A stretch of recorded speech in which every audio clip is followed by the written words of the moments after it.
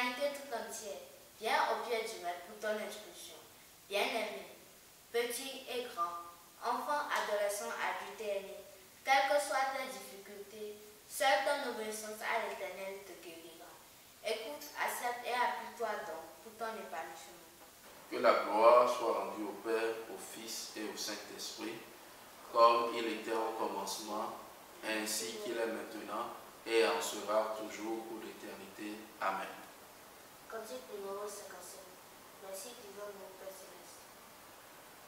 Si, disons-nous au Père Céleste, tant que le soleil, la lune, lui ont l'être humain n'aura aucune force sur cette sainte Église. C'est du Saint-Père qu'elle est venue aussi. Tous les anges se réjouissent, ils se réjouissent en Christ aussi. Tous les anges se réjouissent, ils se réjouissent en Christ. Amen. Que la gloire soit rendue au Père, au Fils et au Saint-Esprit, comme il était au commencement, ainsi qu'il est maintenant, et en sera toujours pour l'éternité. Amen. Jéhovah, Genèse 22, 14. Jésus-Christ, Jean 1, le verset 29. Saint Michel, Jude 1, le verset 9. Père créateur des cieux et la terre, Exode 20, le verset 11. Alpha et Oméga, Apocalypse 1, le verset 18. Le Dieu qui appauvrit, le Dieu qui enrichit. Le Dieu qui abaisse, le Dieu qui élève. Le Dieu qui fait descendre dans le séjour des morts. 1 Samuel 2, le verset 6 à 7. Le Dieu qui forme la lumière, le Dieu qui crée les ténèbres. Le Dieu qui donne la prospérité, le Dieu qui crée l'adversité. Isaïe 45, le verset 7. Le Dieu qui a prédestiné des gens pour l'enfer. Matthieu 25, le verset 41. Apocalypse 20, le verset 14 à 15. Et le Dieu qui a prédestiné des gens pour le paradis. Daniel 12, le verset 1 à 2. Matthieu 25, 34. Matthieu 25 à 46. 1 Pierre 1, le verset 19 à 20. Éphésiens 1, le verset 4 à 5. Apocalypse 21, le verset 27. Seigneur, ton serviteur inutile est là. Luc 17, le verset 10. Ton robot programmé est là. Acte 17, le verset 26. Celui à qui tu diriges ses pas est là. Proverbe 20, le verset 24. Celui qui t'offre ce qu'il reçoit de toi. 1 Chronique 29, le verset 14. La gloire, l'honneur t'appartient au siècle des siècles. 1 Timothée 1, le verset 17. Seigneur, nous te soumettons cette émission, Seigneur. C'est toi qui fais l'évangélisation. Et c'est l'étoile que tu as mis en nous qui a l'habitude de faire l'évangélisation. C'est toi qui touches le cœur des personnes, Seigneur. Seigneur, que cette émission touche des personnes. Que cette émission transforme des personnes ordinaires en des personnes extraordinaires.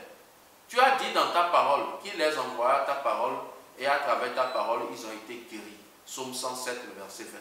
Seigneur, ta parole guérit les gens. Seigneur, que cette parole guérit les gens, Seigneur. Que tous ceux-là qui sont prédestinés avant la fondation du monde, que Jésus, le sacrificateur, le médiateur et Dieu, à travers Hébreux 9, le verset 11 à 12, Matthieu 18, le verset 20, les sauve, Seigneur Tout-Puissant. Que cette prédication selon Dieu, le Père créateur terrestre, Seigneur Tout-Puissant, que cela transforme le cœur des gens, que les gens puissent atteindre les pratiques des œuvres dignes de la repentance, que les foyers soient stables, Seigneur Tout-Puissant, que tous ceux-là qui étaient des célibataires trouvent une bonne femme, Seigneur Tout-Puissant. Éloigne des hommes les femmes climpines, Seigneur Tout-Puissant. Donne de bonnes femmes à ceux-là qui vont écouter cette émission, à tous ceux-là du monde entier, Seigneur Tout-Puissant. Que tous ceux-là qui sont dans des hôpitaux psychiatriques tels que Jaco, Seigneur Tout-Puissant, Éternel mon Dieu, délivre de la folie. Éternel mon Dieu, que tous ceux-là qui sont tourmentés par des esprits impurs, au nom de Jésus-Christ, du Père créateur terrestre, Seigneur Tout-Puissant, que tous ces esprits impurs sortent de leur corps, Seigneur Tout-Puissant. Que tous ceux-là qui vont écouter cette émission, Seigneur Tout-Puissant, délivre-les, Seigneur Tout-Puissant. Sauve-les, Seigneur Tout-Puissant. Transforme des personnes ordinaires en personnes extraordinaires, Seigneur Tout-Puissant. Nous te soumettons les sorciers, les occultistes, Seigneur Tout-Puissant. Que tous les sorciers, Seigneur Tout-Puissant, que la bombe atomique, la bombe nucléaire descend puissamment afin de les foudroyer comme la cendre, Seigneur Tout-Puissant. Éternel, mon Dieu, que tous les sorciers qui empêchent les hommes de pouvoir atteindre leur vitesse de croisière, qui les a rendus pauvres, qui les a rendus inconscients, Seigneur Tout-Puissant, qu'ils commencent par chier dans les habits, Seigneur Tout-Puissant, qu'ils chient au marché, qu'ils chient partout, Seigneur Tout-Puissant, que l'archange Saint-Michel descend avec son épée pour les décapiter en morceaux d'atomes, Seigneur Tout-Puissant. Éternel, mon Dieu, mon roi, Seigneur Tout-Puissant, que le feu descend puissamment afin de détruire tous les sorciers, Seigneur Tout-Puissant. Je te soumets, Seigneur Tout-Puissant, tous ceux-là auxquels on a hypothéqué leurs étoiles, Seigneur Tout-Puissant, que les étoiles se réveillent, Seigneur Tout-Puissant. Qu'au nom de Jésus-Christ, Seigneur Tout-Puissant, que tous ceux-là, Seigneur Tout-Puissant, qui ont été maltraités par la sorcellerie, Seigneur Tout-Puissant, que tous ces sorciers meurent, Seigneur Tout-Puissant, que tous ces sorciers meurent, Seigneur Tout-Puissant, que tous ces sorciers meurent, Seigneur Tout-Puissant. Éternel, mon Dieu, moi, descends puissamment. Descends avec ton épée, Seigneur Tout-Puissant. Descends puissamment et viens les détruire, Seigneur Tout-Puissant.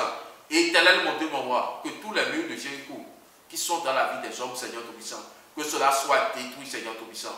Oh, Éternel, mon Dieu, mon roi, Seigneur Tout-Puissant, tu as dit, non, la main de l'Éternel n'est pas trop courte pour nous sauver. Mais ce sont nos péchés qui nous cachent ta face. Seigneur, pardonne nos péchés charnels. Pardonne nos iniquités charnelles, Seigneur Tout-Puissant. Seigneur, permets à tout et chacun de nous de pouvoir atteindre sa vitesse de croisière.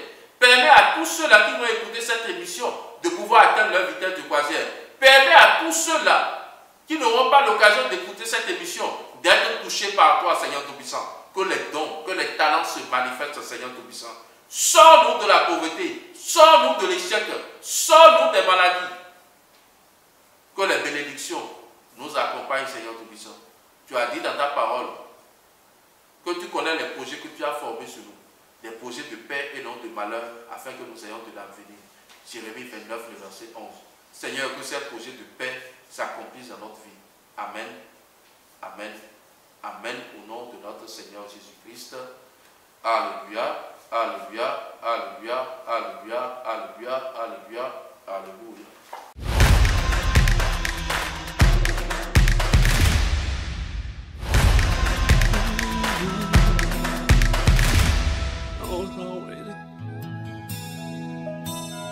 Tu m'as créé pour t'adorer. Tu m'as donné la vie pour te servir. T'as mis ta parole. Genèse 25, 19 à 26. Voici la postérité d'Isaac, fils d'Abraham. Abraham engendra Isaac. Isaac était âgé de 40 ans quand il fit pour femme Rebecca, fille de Bethuel, l'araméen de Padan Aram, et sœur de Laban l'araméen. Isaac implora l'Éternel pour sa femme, car elle était stérile, et l'Éternel les exauça. Rebecca, sa femme, devint enceinte. Les enfants se heurtèrent dans son sein, et elle dit, s'il en est ainsi, pourquoi suis-je enceinte? Elle alla consulter l'Éternel. Et l'Éternel lui dit, deux nations sont dans ton ventre, et deux peuples se sépareront au sortir de tes entrailles.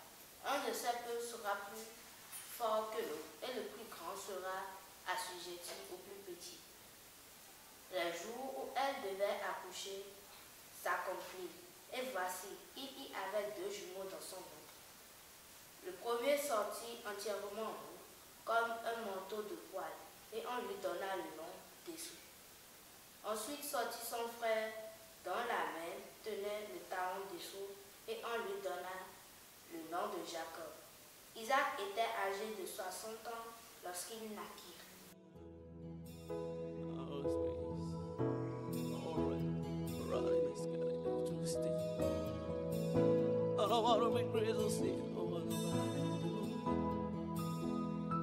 Bien-aimés dans le Seigneur, nous allons aborder le thème de la semaine. Le thème de la semaine est intitulé « Dieu ne permet-il pas que certains éléments surviennent dans votre vie pour l'accomplissement de son plan ?» Bien-aimé dans le Seigneur, tu dois savoir que tu es un robot programmé par Dieu. Acte 17, 26. La Bible a été claire sur un point. Il a fait que tous les hommes sortis d'un seul sang habitassent sur tous la surface de la terre, ayant déterminé la durée et les temps de leur demeure. Bien-aimé dans le Seigneur, tu es un robot programmé par Dieu.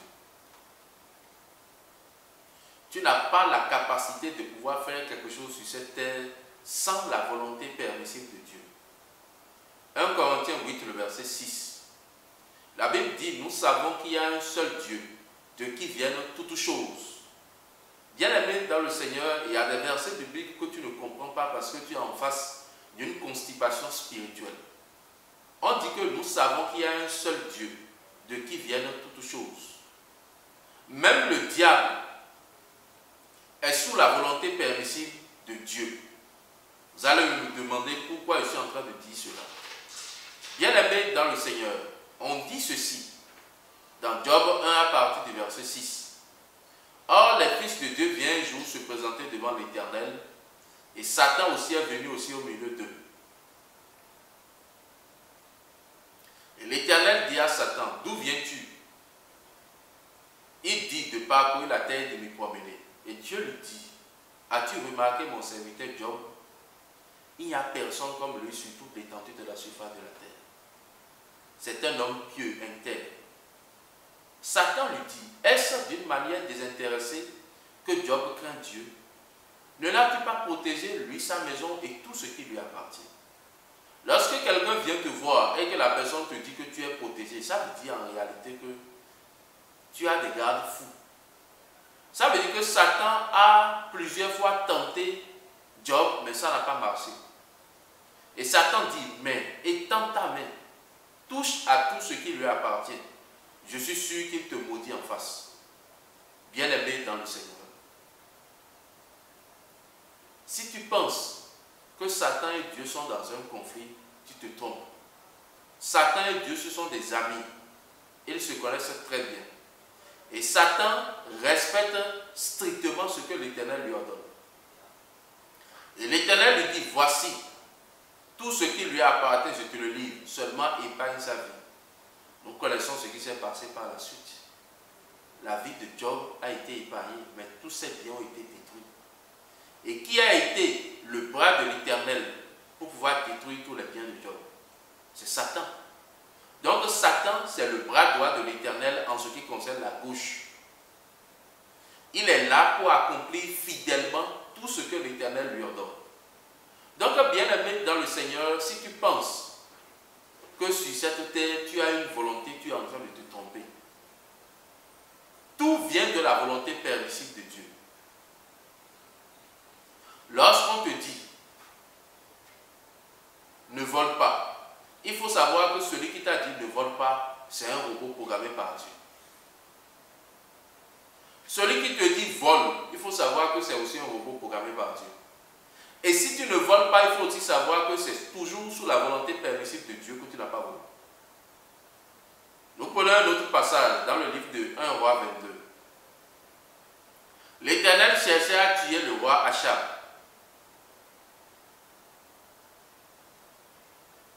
Et Michée dit, j'ai vu l'Éternel assis sur son trône, et toute l'armée des cieux étant à sa gauche et à sa droite.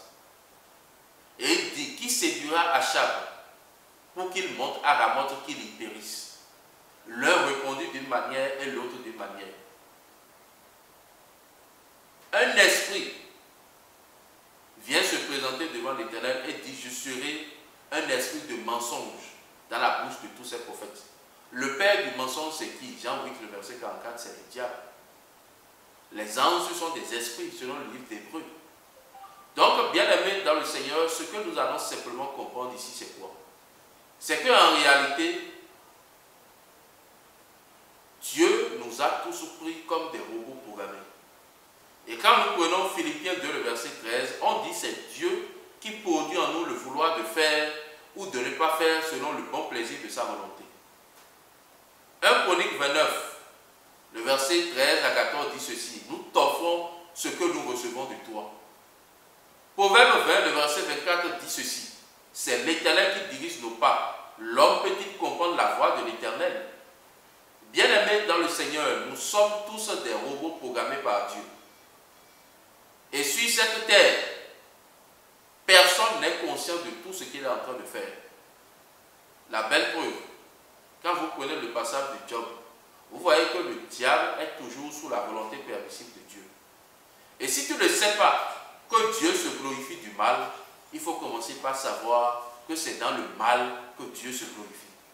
Quand je dis que Dieu se glorifie dans le mal, dans Genèse 15, le verset 13 à 14, la Bible a été claire qu'en réalité, Dieu voit Abraham et Dieu dit à Abraham, sache que tes descendants seront esclaves et on les asservira pendant 400 ans. Et que lui va descendre afin de le faire remonter du pays et qu'il va juger ce peuple. Bien-aimés dans le Seigneur, nous sommes tous des robots programmés par Dieu. Nous voyons dans Exode 3, à partir du verset 7, l'Éternel a vu Moïse et l'Éternel a dit à Moïse qu'il va l'envoyer pour aller délivrer le peuple qui est en esclavage dans le pays d'Égypte. Et nous voyons que le même Dieu qui avait envoyé Moïse a endurci le cœur de Pharaon. Et ce même Dieu dit, Pharaon va servir à faire éclater sa gloire. Donc, bien-aimés dans le Seigneur, s'il n'y a pas le mal, Dieu ne se glorifie de rien. Sur cette terre, Dieu veut que les hommes puissent subir des épreuves et des circonstances pénibles pour pouvoir venir à lui, afin qu'il puisse montrer sa grandeur. Donc les épreuves que nous sommes en train de traverser dans notre vie, c'est Dieu qui les a amenées. Regardez tout ce qui se passe. S'il n'y avait pas des épreuves dans la vie de l'homme, l'homme ne va jamais s'intéresser à Dieu. Voilà ce à quoi nous sommes en train d'assister. Donc en réalité, ce que nous allons comprendre ici, c'est quoi? C'est que Dieu se glorifie du mal. Même aujourd'hui, quand nous parlons de la sorcellerie, aucun sorcier ne peut atteindre si ce n'est sous la volonté permissive de Dieu. Aujourd'hui, quand nous voyons les femmes dans les églises, dans les assemblées, c'est parce qu'ils ont des problèmes. L'homme, c'est quand il y a des problèmes qu'il est en train de chercher Dieu. 1 Samuel 2, le verset 6 à 7. L'Éternel appauvrit, l'Éternel enrichit, l'Éternel abaisse, l'Éternel élève. L'Éternel fait descendre dans le séjour des morts. L'épreuve à laquelle Job a été soumis, c'est pour faire démontrer la grandeur de Dieu. Vous allez voir dans le livre de Job 1, à partir du 6e verset, Dieu a dit à Satan qu'il a confiance en son serviteur Job. Parce que Satan lui a dit, à travers ses épreuves, Job va le maudire. Mais Job ne l'a pas maudit. Job a dit dans Job 1, le verset 20 à 22, l'Éternel a donné, l'Éternel a ôté, que le nom de l'Éternel soit glorifié. Donc ça veut dire quoi? Satan vient se présenter devant l'Éternel et dit, ton serviteur là, je suis sûr que quand tu vas le mettre en face d'un certain nombre de situations, il va te lâcher. Et qu'est-ce qui se passe? Dieu lui dit, moi je connais celui que j'ai mis là. Je te donne l'occasion de pouvoir le mettre à l'épreuve. Mais sache que quand même tu vas le mettre à l'épreuve, il va toujours sortir de ces épreuves. Donc, bien-aimés dans le Seigneur, les épreuves de notre vie, c'est pour nous amener à atteindre une vitesse de croisière inaltérable avec Dieu. Les épreuves de notre vie, ce sont des épreuves qui viennent directement de Dieu, afin de nous démontrer sa grandeur. S'il n'y a pas d'épreuve dans la vie, nous ne pouvons pas voir la grandeur de l'Éternel. Dieu démontre sa grandeur à travers le mal. Le mal et le bien vient de l'Éternel. Sur cette terre, nous sommes tous des robots programmés par Dieu. Dieu permet à ce que le mal arrive dans ta vie, afin qu'il puisse démontrer sa grandeur. Bien-aimé dans le Seigneur, lorsque tu perds un seul bœuf dans ton troupeau, tu laisses les 99 autres bœufs parmi les 100 bœufs que tu as et tu vas les chercher. Et quand tu le cherches et que tu le trouves, tu es très heureux. Tu es très content. Pourquoi? Parce qu'en réalité, la perte de ce bœuf t'a permis de pouvoir reconnaître la grandeur de ce que Dieu t'a donné. Et de la même manière, Dieu se permet aussi de nous livrer à certaines épreuves afin de nous démontrer sa grandeur et sa gloire. Voilà comment est-ce que Dieu fonctionne. Bien-aimé dans le Seigneur, si tu ne comprends pas le plan de Dieu, tu ne peux pas comprendre la grandeur de Dieu. Bien-aimé, le Seigneur nous donne la capacité de pouvoir le comprendre, de pouvoir comprendre les épreuves que nous sommes en train de vivre dans notre vie.